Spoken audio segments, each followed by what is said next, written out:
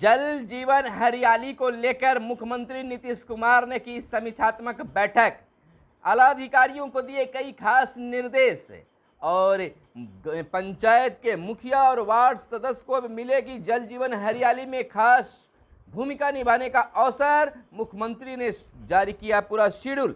सार्वजनिक तालाब, आहर, पैन और अन्य चीजों को, चापाकलों को अतिक्रमण मुक्त कराने को लेकर पदाधिकारियों को निर्देश, जिसमें भूमिका निभाएंगे वार्ड सदस्य और मुखिया जी। नमस्कार, मैं हूं सुनील बॉबी और आप इस समय देख रहे हैं अपना खास कार्यक्रम गांव की सरकार। गांव की सरकार को लेकर हम खास आपके लिए खबरें लेकर आते रहते हैं।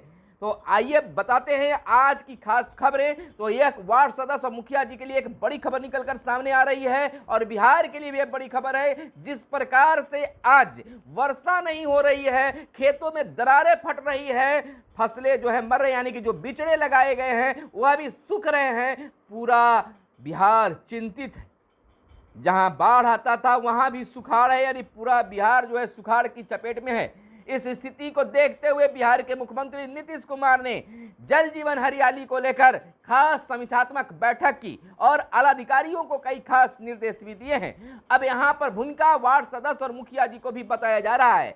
जल जीवन हरियाली को सुदृढ़ करने के लिए और बेहतर बनाने के लिए सरकार ने कई निर्देश दिया है। पंचायती राज विभाग भी इस पर सख्त है और भूमिका निभाने के लिए वार्ड सदस्यों और मुखिया जी को खास निर्देश पत्र भी जारी किया जा सकता है। आपको बता दें कि आज बिहार के कई पंचायतों में, विभिन्न पंचायतों में कह सकते हैं, तालाब, सार्वजनिक तालाब, आहार और पैन और चापाकल जो सरकारी लगाए गए हैं उसको भी लोग अतिक्रमण कर लिए हैं। अतिक्रमण मुक्त कराने को लेकर भी सरकार ने, यानी बिहार के मुख्यमंत्री नीतीश कुमार ने समीक्षात्मक बैठक में पदाधिकारियों को निर्देश दिया है।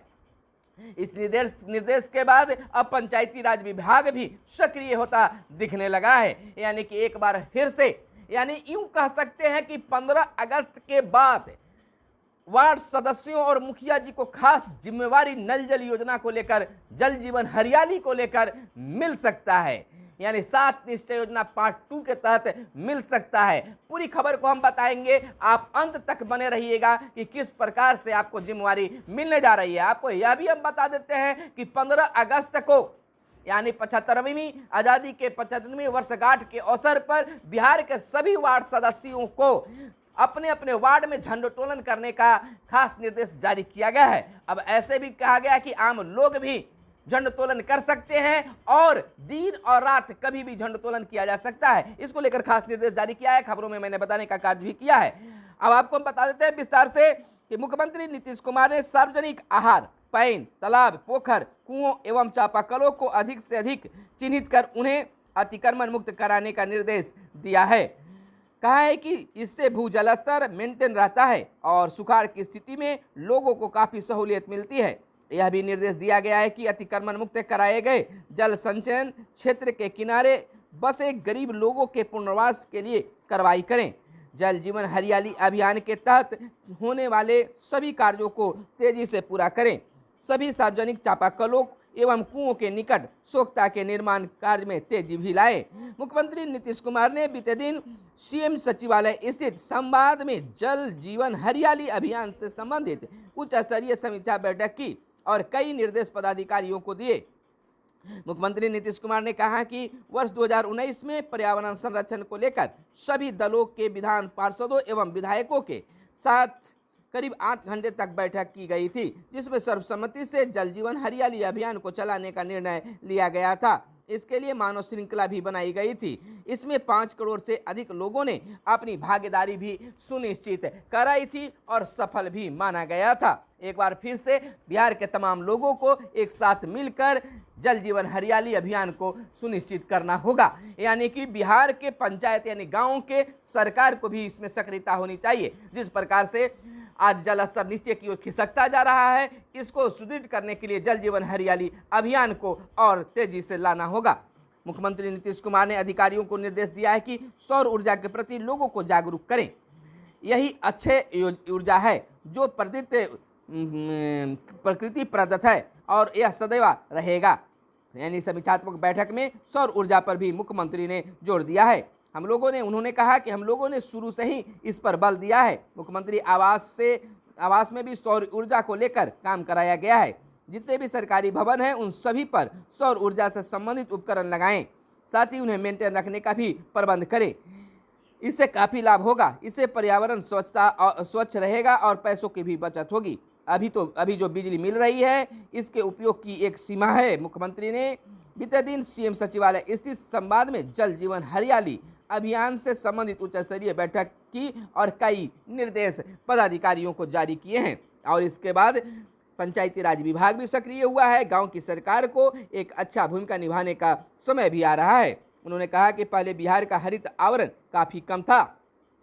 वर्ष 2012 में हरियाली मिशन की स्थापना कर काफ़ी संख्या में लोगों ने पौधे लगाए, जिसका परिणाम है कि अब राज्य के हरित आवरण 15% से अधिक हो चुका है। हम लोगों ने बिहार की आबादी और क्षेत्रफल को ध्यान में रखते हुए हरित आवरण की सीमा को 17% करने का लक्ष्य रखा है और इसके लिए बड़े पैमाने पर पौधारोपण का कार्य किया जा रहा है। यानी कि पौधारोपण के कार्य में पंचायतों की भी भूमिका होगी। हर वार्ड में जगह को देखकर पौधारोपण करने की भी बातें की गई है। इसके लिए सरकार के द्वारा हर वार्ड में पौधा भी उपलब्ध कराया जाएगा। उन्होंने कहा है कि सभी सरकारी भवनों में रेन वाटर हार्वेस्टर का कार्य सुनिश्चित कर उसे पूर्ण कराएं। फसल अवशेष को लेकर किसानों को जागरूक करें, उन्हें बताएं कि फसल अवशेष जलाने से क्या क्या दुष्परिणाम होते हैं। सीएम ने कहा कि वर्ष 2020 में संयुक्त राष्ट्र के उच्च स्तरीय राउंड लेवल कॉन्फ्रेंस में बिहार सरकार द्वारा चलाए जा रहे जल जीवन हरियाली अभियान की काफ़ी सराहना हुई थी। मुझे भी संयुक्त राष्ट्र से निमंत्रण आया था, जिसमें हमने यहीं से अपनी बातें रखी थी। जल जीवन हरियाली अभियान के बारे में लोगों के बीच प्रचार प्रसार निरंतर कराते रहें। समीक्षा बैठक में जल जीवन हरियाली अभियान को मिशन निदेशक राहुल कुमार ने प्रस्तुतिकरण के माध्यम से मुख्यमंत्री के समक्ष किए जा रहे कार्यों को अपडेट स्थिति की जानकारी भी रखी। मुख्यमंत्री ने कहा कि राजगीर में जल संचयन के लिए बड़ा और सुंदर तालाब का निर्माण कराया गया है। यदि 2 साल वर्षा नहीं होगी तो भी पानी की दिक्कत नहीं होगी। उन्होंने पदाधिकारियों से कहा कि पहाड़ियों की तलहटी क्षेत्र में जल संचयन संभावनाओं को भी तलाशें। पहाड़ों के निकट चेक डैम बनाने से बहुत अच्छा होगा। गंगा जलापूर्ति योजना का कार्य शीघ्र पूरा करें ताकि नवादा, राजगीर, गया और बोधगया में पानी पहुंचाने का काम जल्द से जल्द शुरू किया जा सके। इससे लोगों को काफ़ी सुविधा होगी। गया के विष्णुपद मंदिर के निकट फल्गु नदी में बन रहे रबर डैम का काम भी तेजी से पूर्ण कराने की बातें कही है। इस प्रकार से इस जल जीवन हरियाली की समीक्षात्मक बैठक के बाद अब पंचायती राज विभाग भी सक्रिय हुई है और पौधा वगैरह लगाने के लिए और अतिक्रमण मुक्त कराने के लिए आहार पैन, तालाब और चापाकलों को, कुओं को अतिक्रमण मुक्त कराने की जिम्मेवारी भी अब वार्ड सदस्य और मुखिया जी को मिलने जा रही है। तो यह थी आज की खास खबरें जो आपको जानना जरूरी था। इसके संबंध में और क्या आप कहना चाहते हैं कमेंट में बताएं। क्या आपके यहाँ भी जगह बची है, जगह है पौधा लगाने के लिए? जरूर कमेंट बॉक्स में बताएं। सरकार तक आपकी बातें पहुंचाने का हम काम करेंगे।